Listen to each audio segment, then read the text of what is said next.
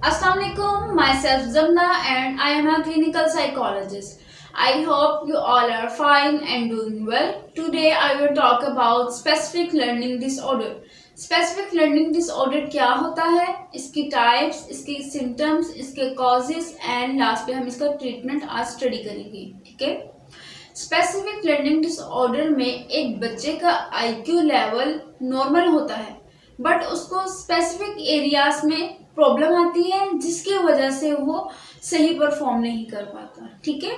जो intellectual disability का बच्चा होता है ना, उसका आईक्यू लेवल लो होता है जिसकी वजह से वो ठीक तरीके से परफॉर्म नहीं कर पाता स्टडीज में.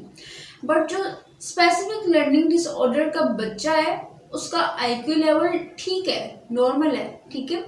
बट उसको स्पेसिफिक एरियाज में प्रॉब्लम है जिसकी वजह से वो ठीक से परफॉर्म नहीं कर पाता, like writing, reading and mathematics. ठीक है. देन आगे हम इसकी टाइप्स देखते हैं. टाइप्स में ये आता है कि there are 3 types of specific learning disorder. ठीक है. डिसलेक्सिया क्या होता है? डिसलेक्सिया को हम वर्ड ब्लाइंडनेस भी कहते हैं. इसमें एक बच्चे की विजन एंड इंटेलिजेंस नॉर्मल होती है बट इसमें बच्चे को रीडिंग करने में प्रॉब्लम आती है. ठीक है. रीडिंग डिसेबिलिटी होती है.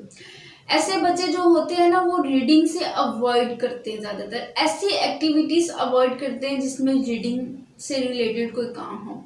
ऐसे बच्चे जो उनसे है वो लफ्ज़ों को सही तरह से पढ़ नहीं पाते, सही तरह से रीड नहीं कर पाते, उनकी रिलेशनशिप्स को रीडिंग के दौरान अंडरस्टैंड नहीं कर पाते.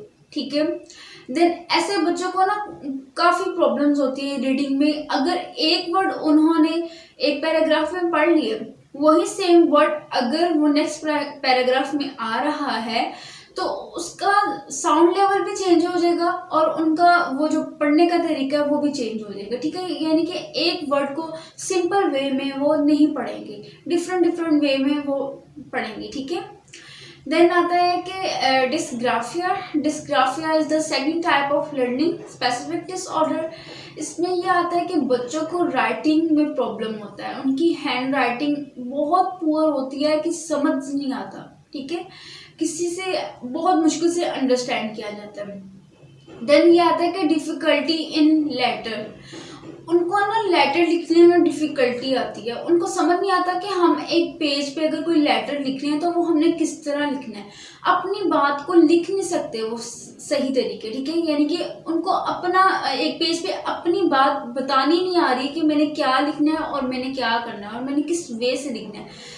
उनको डिफ़िकल्टी होती है कि स्पेस इन लाइन की, इस पेज पे कहाँ से कितनी लाइन लगानी है, कितने सीक्वेंस से हम लोगों ने अपना काम लिखना है. यानी कि उनका जो राइटिंग पैटर्न होता है ना काफ़ी पुअर होता है और उनको इतना भी नहीं पता चलता कि हमने एक पेज पे कितना लिखना है, कितना फॉर्मेट लिखना है, या कितनी चीज़ लिखनी है, या कितना मटेरियल हमें रिक्वायर्ड है. बस ऐसी उन बच्चों को ना राइटिंग में प्रॉब्लम होती है. ठीक है.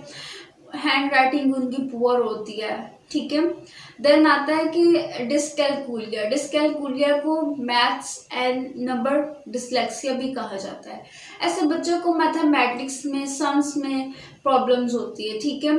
ऐसे बच्चे जो उनसे है ना वो साइंस में डिफ्रेंशिएट नहीं कर पाते. उनको साइंस में डिफ़िकल्टी होती है कि कौन सा साइन प्लस क्या है कि कौन सा माइनस क्या है. उनको डिफ़िकल्टी इन एनालॉग क्लॉक में भी होती है. यानी कि उनको वो क्लॉक को सही तरह से रीड नहीं कर पाते हैं. ठीक है. Difficulty in backward counting. वो बैकवर्ड काउंटिंग में भी उनको बहुत ज़्यादा जो उनसे है ना डिफ़िकल्टी होती है.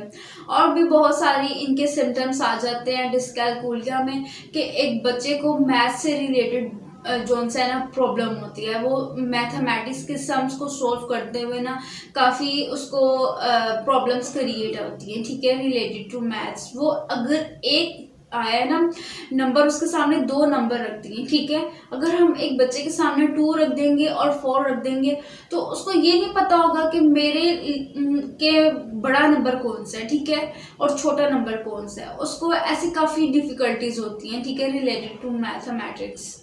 देन इसके कॉजेज़ देख लेते हैं हम. कॉजेज़ में आ जाता है कि ये फैमिली एंड जेनेटिक्स. ठीक है. अगर पेरेंट्स में ये चीज़ रन कर रही है तो ऑब्वियसली चाइल्ड में भी ये चीज़ रन करेगी. ठीक है. आएगी.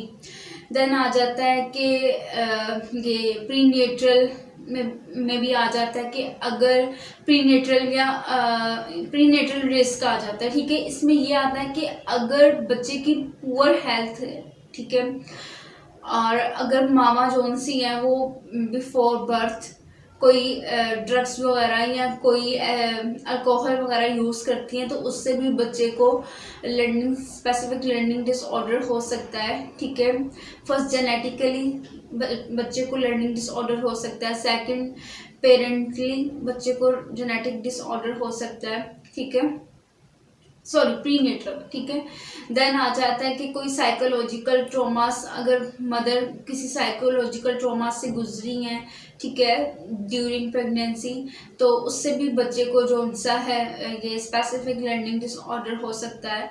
या कोई फिजिकल ट्रॉमा से गुजरी है या कोई हेड इंजरी हुई है ड्यूरिंग प्रेगनेंसी या इससे भी पहले, तो इससे भी बच्चे को स्पेसिफिक लर्निंग डिसऑर्डर हो सकता है, ठीक है।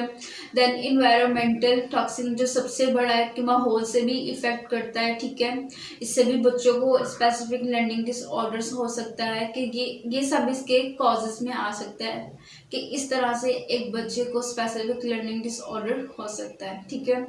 देन लास्ट में हम इसका ट्रीटमेंट देखते हैं। ट्रीटमेंट में ऐसे बच्चों की ना एक्स्ट्रा हेल्प की जाती है। एक्स्ट्रा हेल्प में ये आता है कि ऐसे बच्चों के लिए ट्यूटर्स हायर किए जाते हैं।